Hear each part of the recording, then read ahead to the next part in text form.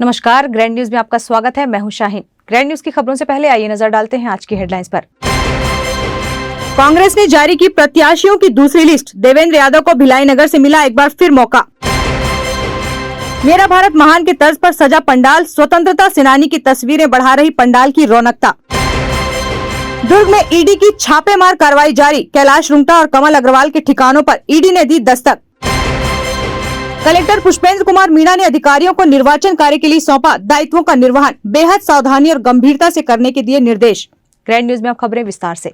शुक्रवार सुबह ईडी की छापेमार कार्रवाई जारी रही। कैलाश रुंगटा और कमल अग्रवाल के ठिकानों पर पड़ा छापा। शुक्रवार सुबह से ही कोरबा, दुर्ग और तिल्दा में ईडी की छापेमार कार्रवाई जारी है। दुर्ग में राइस मिल एसोसिएशन के अध्यक्ष और शिक्षा व्यवसायी कैलाश रुंगटा के घर पर भी ईडी ने दबिश दी है। जानकारी मिल रही है कि राइस मिलर्स और कारोबारियों के यहां नान घोटाले से जुड़ी जांच के संबंध में ये रेड पड़ी है। व्यवसायी के दुर्ग और भिलाई स्थित ठिकानों पर सुबह 2 अलग-अलग टीम पहुंची। कैलाश रुंगटा के दुर्ग स्थित न्यू दीपक नगर में ईडी की टीम पहुंचकर जांच कर रही है। अधिकारियों की टीम दस्तावेजों को खंगाल रही है। वहीं दुर्ग में राइस मिल एसोसिएशन के अध्यक्ष और शिक्षा व्यवसायी कैलाश रुंगटा के घर पर भी ईडी ने दबिश दी है। कैलाश रुंगटा जिले के पुराने राइस मिलर हैं। होटल कैम्बियन के मालिक कमल अग्रवाल के फार्म हाउस पर भी जांच जारी है। कैलाश रुंगटा और कमल अग्रवाल दोनों राइस मिलर हैं। कमल अग्रवाल राइस मिल के साथ ही होटल व्यवसाय से भी जुड़े हुए हैं। ग्रीन चौक दुर्ग में इनका होटल है, वहीं धमधा रोड पर राइस मिल है। Bureau report, Grand news. Congress ने जारी की प्रत्याशियों की दूसरी लिस्ट। देवेंद्र यादव को मिला भिलाई नगर से दोबारा मौका। छत्तीसगढ़ में अब चुनावी माहौल गर्म हो चुका है। भाजपा ने अपनी तीसरी लिस्ट जारी कर दी है, तो वहीं कांग्रेस ने भी अपनी दूसरी लिस्ट जारी की है। कांग्रेस ने भिलाई नगर से एक बार फिर देवेंद्र यादव को मौका दिया है। इसे लेकर अब दोनों ही पक्षों में आरोप प्रत्यारोप का दौर देखने को मिल रहा है। भाजपा के प्रदेश प्रवक्ता के चौहान का कहना है कांग्रेस जगह देखकर भक्ति करती है, तो वहीं देवेंद्र यादव का कहना है कि बीजेपी अफवाहों का बाजार है। भिलाई की जनता का, कांग्रेस पार्टी का बहुत धन्यवाद करूंगा कि उन्होंने पुनः मुझे, उनके आशीर्वाद से पुनः मुझे चुनाव के मैदान में आने का मौका मिला और निश्चित रूप से काफ़ी उत्साह है। कांग्रेस पार्टी की सरकार पूरे छत्तीसगढ़ में बन रही है, ये बात हर एक व्यक्ति कहता है। भिलाई में भी कांग्रेस पार्टी के साथ ही साथ भिलाई के जो आम जन है, भिलाई की जो जनता है, वो चुनाव लड़ने के लिए मैदान में है और निश्चित रूप से बीजेपी को काफ़ी टक्कर और मशक्क़त करनी पड़ेगी, क्योंकि इस बार चुनाव केवल कार्यकर्ताओं से नहीं है, भिलाई की जनता से। और भिलाई की जनता, भिलाई की माताएं, बहनें, वरिष्ठ गण, युवा साथी, हर एक कांग्रेस के पक्ष में दिखता है। देखिए, ऐसा है कि हनुमान जी महाराज से तो हम लोग सभी लोगों की श्रद्धा जुड़ी हुई है और हम लोग ईश्वर पे भरोसा करने वाले लोग हैं। और कोई भी कार्य जब हम लोग करने जाते हैं तो हम लोग हमारे देवता का पूजन करते हैं। और मैं तो सेक्टर 9 हनुमान मंदिर से व्यक्तिगत तौर पर भी जुड़ा हूँ। प्रभु के पास गया था, उनसे आशीर्वाद लिया और उनसे प्रार्थना की, भिलाई वासियों की खुशी के लिए प्रार्थना। कोई तासीर वगैरह होती ही नहीं है, ये तो सब बोलने की बातें हैं। तो अगर कुछ होता है ना, वो जन भावना होती है। जो जन भावना को समझेगा, जनता उसके साथ रहेगी। जो जन भावना को ही नहीं पहचान पाएगा तो वो तासीर के हिसाब से अपनी ज़िंदगियाँ जीते रहेगा। मुझे आनंद आता है लोगों के बीच में जीने में, समर्पण भाव से, समर्पित भाव से। लगातार 5 साल गुजरे, जिस दिन आचार संहिता लगी उस दिन ऐसा लगा कि अब क्या करें, अब तो खाली हो गया, अब कोई काम नहीं है। तो मुझे लगता है एक नेता का जो कर्तव्य होता है या लीडर का कर्तव्य होता है, वो ये है कि 4 साल 10 महीना वो पूरी शिद्दत से, ईमानदारी से अपने कर्म को करे। इसके बाद जो 2 महीना होता है वो तो फिर जनता का होता है, जिनके लिए काम किए। आप अगर ईमानदारी से, लगन से काम करोगे तो वो आपको स्वीकारेंगे भी और आपको सुरक्षित भी रखेंगे और आपको प्यार भी देंगे और आपको आगे भी बढ़ाएंगे। देखिए, जनता निर्णय करती है। भिलाई की जनता बहुत प्रबुद्ध है और मुझे लगता है कि भिलाई की जनता इस बार तो खुद मैदान में, तो बहुत ही बेहतर परिणाम जनता लेके आएगी। सर, ईडी वाले क्या? मैंने पहले भी कहा, बीजेपी अफवाहों का बाजार है। बीजेपी में केवल और केवल मिलती हैं तो अफवाहें। अभी तो शुरू ही नहीं हुआ। अभी तो देखो, अभी कभी टिकट बोलेंगे, कभी जेल बोलेंगे, कभी कुछ बोलेंगे। ईडी से पहले उनको खबर लग जाती है सब चीज़ें की। अभी तो बचा है अभी 25 दिन में देखना, ना जाने क्या क्या अफवाहें आएगी। कांग्रेस ने 26 साल की तो टिकट काट दी, क्योंकि उन्होंने जनता के हित में अपने ही पार्टी के खिलाफ सदन में बोला था और ये बोला था कि मैं टीएस सिंहदेव की समर्थक हूं, लेकिन किसी ईडी के आरोपी की टिकट नहीं काटी। 11 आरोपी बनाए गए थे। रानू साहू की जब चार्जशीट पेश हुई तो न्यायालय में, उसमें से 2 विधायक थे। अब आप बोलेंगे कि चंद्रदेव राय की जो टिकट कट गई है, अरे भाई चंद्रदेव राय जी आज से 2.5 साल पहले दिल्ली की परेड में नहीं गए थे। वो फर्श में बैठ के किसी बड़े नेता के, दिल्ली के बड़े नेता के पांव नहीं पकड़े हुए थे। इस चाटुकारिता के कारण उनको टिकट मिली है। कोई भिलाई की जनता को बहुत ज्यादा उन्होंने समर्पित होकर भाव से उन्होंने काम किया है, इस वजह से टिकट नहीं मिली है। और जो आप जाते हैं आराधना करने के लिए, आपके देवता क्षेत्र वाइज बदलते रहते हैं। कांग्रेस पार्टी अपने देवताओं के, अपनी आराधना शैली को बदलते रहती है। जहां भी मुस्लिम वोटर्स 15% से कम है, वहां पर आप कांवड़ यात्रा निकालेंगे, वहां पर आप बजरंगबली के मंदिर में जाएंगे, वहां पर तरह तरह के नौटंकियां करेंगे। लेकिन भिलाई की जनता सब जानती है कि आप वोट की राजनीति के लिए ये सब चीजें करते हैं और कुछ नहीं। Bureau report, Grand News. JCCJ ने प्रत्याशियों की पहली सूची की जारी। कवर्धा विधानसभा से सुनील केशरवानी को बनाया प्रत्याशी। भाजपा कांग्रेस के बाद जेसीसीजे जनता कांग्रेस छत्तीसगढ़ ने अपने प्रत्याशियों की पहली सूची जारी कर दी है। इसी कड़ी में कवर्धा विधानसभा से सुनील केशरवानी को जनता कांग्रेस छत्तीसगढ़ ने मौका दिया है। पार्टी के अधिकृत होने के बाद सुनील केशरवानी ने कहा कि कवर्धा विधानसभा में अमीर प्रत्याशी वर्सेस गरीब की लड़ाई होगी।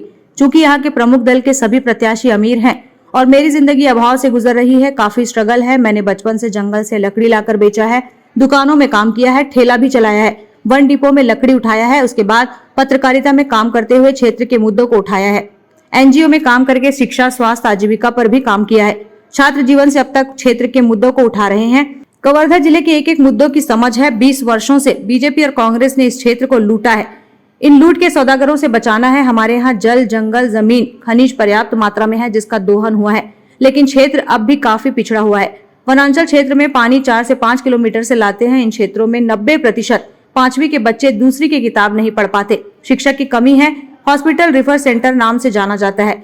20 वर्षों के राज करने के बाद भी बीजेपी कांग्रेस ने विकास का काम नहीं किया है। हमारे पास मुद्दे ही मुद्दे हैं। हमारे लिए कांग्रेस बीजेपी कोई चुनौती नहीं है, बल्कि उनके लिए चुनौती ही चुनौती है। जनता उसका बहिष्कार भी कर रही है। अब काबिल युवा और गरीब वर्ग के लोग भी सोचेंगे राजनीति में भाग लेने के लिए। कवर्धा के सभी दलों में काबिल, मेहनतशील युवा हैं। अधिक से अधिक संख्या में गरीब युवा वर्ग के जुड़े भी हैं, लेकिन उन्हें दरी उठाने, झंडे लगाने, नारेबाजी तक लगाने में सीमित रखा गया है। उनका शोषण हो रहा है। अब समस्त दल के युवा काबिल लोग हमें तन मन धन से प्रत्यक्ष अप्रत्यक्ष रूप से सहयोग कर रहे हैं। इस बार कवर्धा विधानसभा की तस्वीर बदलेगी। मैंने नामांकन फॉर्म भी युवाओं के चंदे की राशि से लिया है। आने वाला समय युवाओं का होगा, ये कवर्धा की जनता दिखा देगी। राज्य सरकार की नाकामी, केंद्र सरकार की सौतेलापन व्यवहार के कारण यहाँ पे बहुत सारी जिले लगभग 4 महीना हो चुका है। 15 लाख छत्तीसगढ़ वासी प्रभावित हुए और इस मांग के लिए यहाँ के सांसद भी चुप्पी बैठे हुए हैं। यहाँ छत्तीसगढ़ियों ने यहाँ के सांसद को चुना है, लेकिन वो दिल्ली में जाके पुतले के रूप में बैठे हुए हैं। हमारी मांग है कि निकटमेपन जो सांसद है वो छत्तीसगढ़ की आवाज उठाए, छत्तीसगढ़ के लोगों की समस्याओं को दिल्ली में रखे। लेकिन न तो सांसद बात को रख पा रहे हैं, न तो राज्य सरकार, भूपेश बघेल की सरकार यहाँ पे रख पा रहे हैं। आज यहाँ पे 11 सांसदों का पुतला दहन किया गया है। अब पुतला दहन करके उन्हें बताया गया है कि यदि आप छत्तीसगढ़ के हित की आवाज नहीं उठाएंगे तो आने वाले दिनों में जनता कांग्रेस आपकी पुतला नहीं, अब यहाँ पे उग्र प्रदर्शन करेगी। Bureau report, Grand News. लाल मैदान में आजादी का अमृत काल, मेरा भारत महान के तर्ज पर सजा पंडाल। नवरात्रि के पावन अवसर पर पूरा भिलाई भक्ति के रंग में रंगा हुआ है। हर गली, हर चौक मानो सितारों से सजा हुआ है। आयोजन समितियों द्वारा हर गली और चौक में लाइटिंग की व्यवस्था बड़ी जबरदस्त तरीके से की गई है। इस दौरान लाखों की संख्या में श्रद्धालु मां अम्बे के दर्शन के लिए पहुंच रहे हैं। भिलाई में कई जगह पर अलग अलग थीम पर पंडाल सजाए गए हैं। इन्हीं में से एक पंडाल है पावर हाउस लाल मैदान का पंडाल। यहाँ आजादी का अमृतकाल, मेरा भारत महान के तर्ज पर पूरा पंडाल बनाया गया है। पूरा पंडाल दुर्गा उत्सव समिति के नेतृत्व में बनाया गया है। पंडाल को बनाने में करीब 1 से 1.5 महीने लगे हैं। इस पंडाल को बनाने के लिए कोलकाता से कारीगरों को बुलाया गया था। पंडाल के टॉप पर भारत का नक्शा देखने को मिलेगा। इसके अलावा आप देख पाएंगे कि पूरा पंडाल भारत के वीर वीरांगना की तस्वीरों से भरा हुआ है। अहिल्याबाई होलकर, डॉक्टर भीमराव अंबेडकर जैसे तमाम स्वतंत्रता सेनानी की तस्वीर लगाई गई है। वहीं जैसे आप पंडाल के अंदर प्रवेश करते हैं तो आपको स्वतंत्रता सेनानी की झांकियां देखने को मिलेगी। काले पानी की सजा सुभाष चंद्र बोस राजगुरु को फांसी दी गई, उसे झांकी के जरिए दर्शाया गया है। अंत में आपको मां अम्बे के दर्शन होंगे।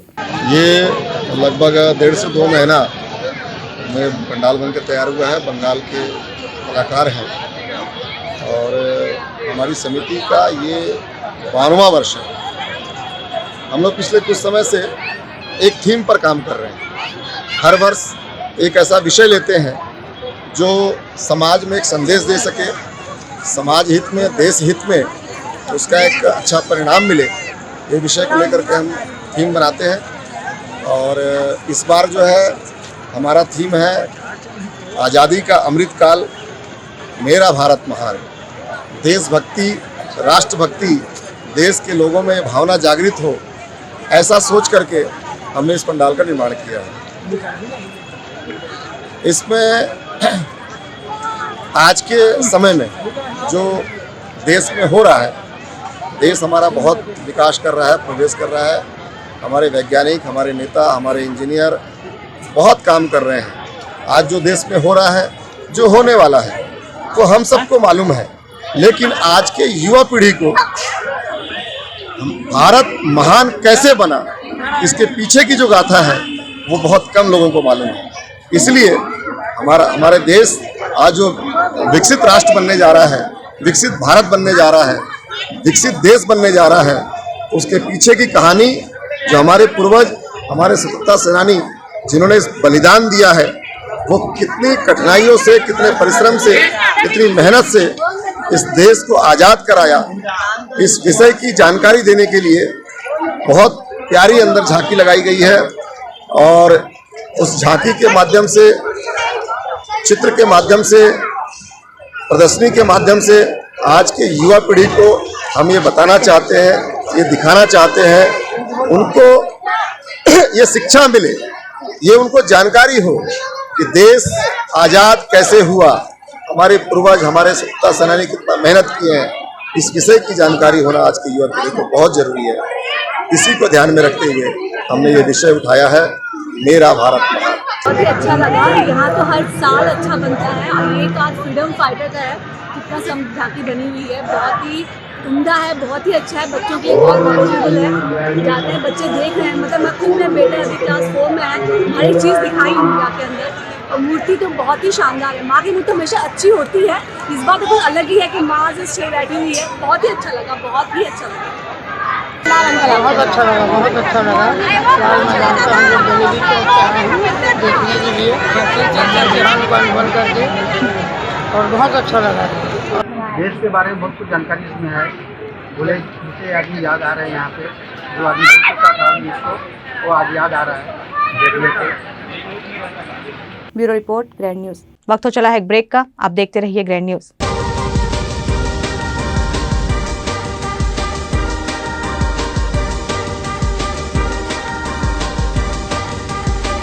In today's busy life, you cannot afford to take time out for everything to be perfect for your marriage.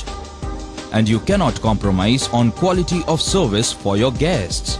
Our customized marriage packages are made just according to your wish. This presentation will acquaint you with the different luxury packed marriage packages available. This package has an elaborate menu with 60 mouth-watering items. Bharat Swagat including welcome drink, snacks and sweets. A breathtakingly decorated welcome gate and the arena decorated with flowers. To give you the best colors in view, we organize special light effects for all areas. We take care of decorating the groom's car to its best attire. An exclusive DJ beats for extreme fun and valet parking to make your guests feel like an emperor. Our exclusive add-ons give you unlimited freedom to customize your ceremony to its best.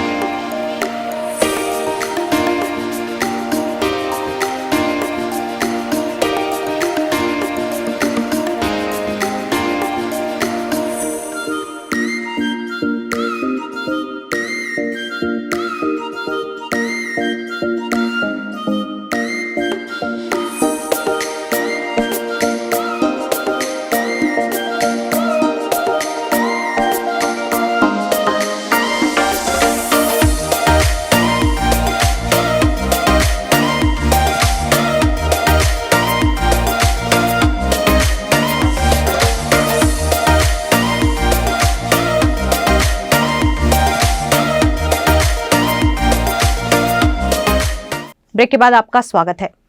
Durg range एवं Rajnandgaon range के police अधिकारी व कर्मचारियों के लिए गुरुवार को 1 दिवसीय रेंज स्तरीय पीएसओ प्रशिक्षण कार्यशाला का आयोजन किया गया। दुर्ग संभाग में आगामी दिनों में होने वाले वृहद स्तर पर वीवीआईपी व वीआईपी प्रवास की संभावनाओं को ध्यान में रखते हुए आईजी दुर्ग रेंज दुर्ग बीएन मीना द्वारा दुर्ग रेंज एवं राजनांदगांव रेंज के निरीक्षक से लेकर आरक्षक स्तर के अधिकारी व कर्मचारियों की 1 दिवसीय सुरक्षा पीएसओ प्रशिक्षण कार्यशाला का आयोजन किया गया। इस प्रशिक्षण कार्यशाला में दुर्ग रेंज एवं राजनांदगांव रेंज के जिलों से 350 से अधिक उप निरीक्षक से आरक्षक स्तर प्रशिक्षणार्थी उपस्थित रहे।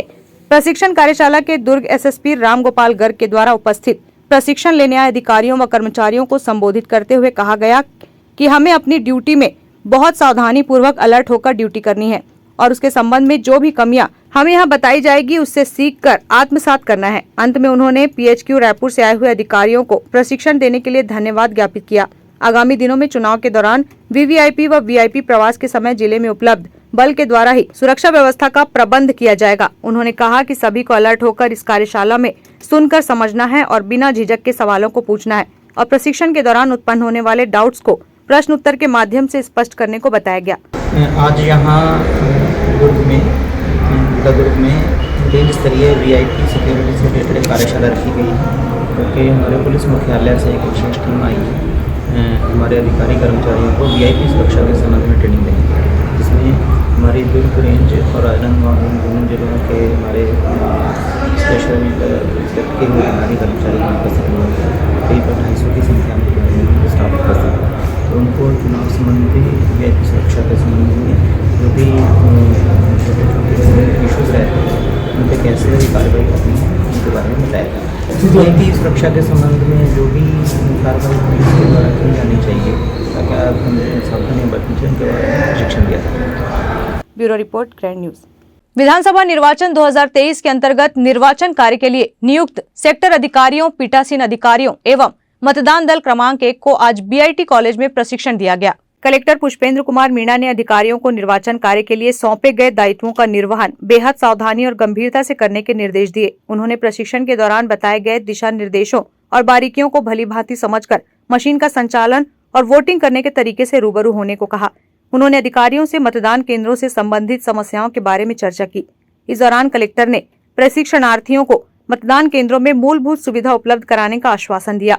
उन्होंने महिला कर्मियों के लिए मतदान केंद्रों में विशेष व्यवस्था करने के निर्देश दिए। निरीक्षण के दौरान जिला पंचायत मुख्य कार्यपालन अधिकारी अश्विनी देवांगन एवं जिला शिक्षा अधिकारी अभय जायसवाल उपस्थित थे। मतदान दल अधिकारियों का प्रथम प्रशिक्षण 2 दिन आयोजित किया गया।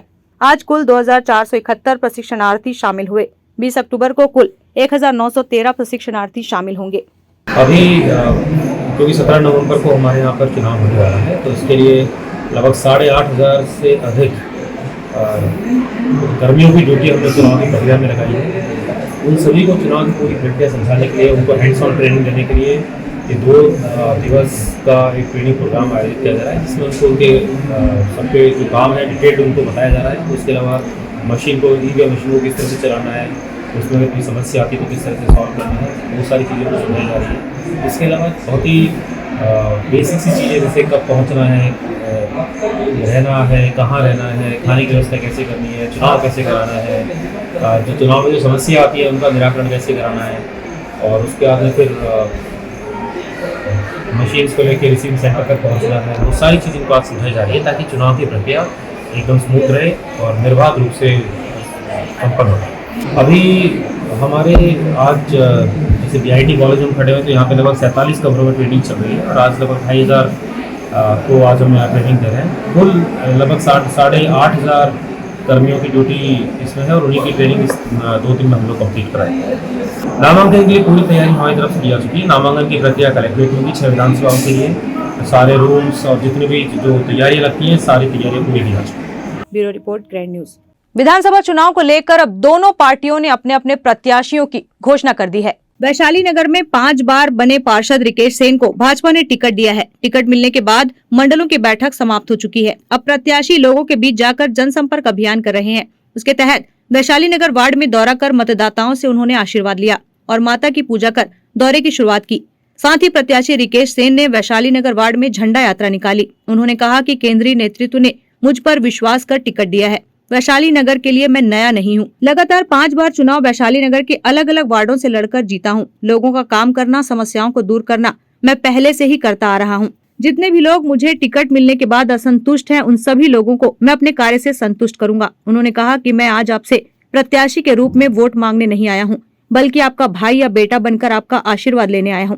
उन्होंने कहा कि इस आशीर्वाद के बदले आपका भाई अथवा बेटा आपके हर कार्यक्रम में सबसे पहले खड़ा मिलेगा। मुझ पे विश्वास किया है और वैशाली नगर जनमानस के लिए मैं कोई नया नहीं हूँ। लगातार 5 चुनाव अलग अलग वार्डों से मैंने लड़े हैं और जीते हैं और लोगों का काम करना, लोगों की समस्याओं का समाधान करना शुरू से ही चीज़ रहा है।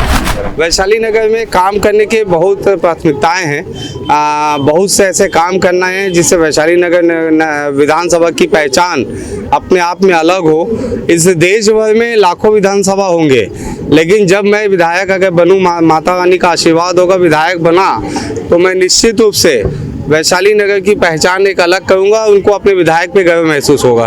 लगातार मंडलों की बैठक चल रही है, लगातार जिले की बैठक चल रही है। किसी एक व्यक्ति का नाम आ रहा है कि कोई असंतुष्ट है, तो उसको भी, वो हमारा भाई है, जिले के लोग लगे हुए हैं कि उसके मनाने के लिए, और मेरा छोटा भाई है, जरूरत पड़ेगा तो गले मिल के उसकी नाराजगी को दूर करूंगा। Bureau report, Grand news.